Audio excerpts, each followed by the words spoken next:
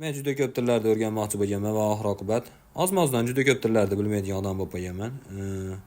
Ну, там fransuzcha je m'appelle Messi'da qolib ketgan, inglizcha cucumber language bo'lib yotibdi, nemischa nemislar mabodo qaytib kelib qolsa eplab tushuntiraverman. Nemisman deb aldaveraman, bilmayman xullas. Eng qiyini bab bo'ladi ingliz tili. Ingliz tili nimaga? Zamonlar qiyin edi baribir.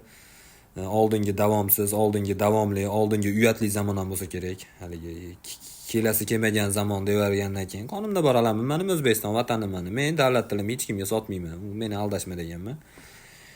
Shu, endi ularda aksentlari ham bor, britancha, amerikancha, hindcha, anjancha ham bo'lsa kerak. O'zbekcha ham qayerdadir bormi deysizlarmi? Bor. O'zbekcha, ruscha bor. Hali Rossiyaga yangi kelgan oshingiz bo'ladi, ruschani bilmaydigan yoshi bola. Qizlar bilan tanishmoqchi bo'lib, "Привет, девушка, напиши мне фотку" deydi, u tashi bo'ladi. Sud qilib oldi deb berchi desiz. Vada здесь сохранить deydi, ana shu o'zbekcha ruscha hisoblanadi.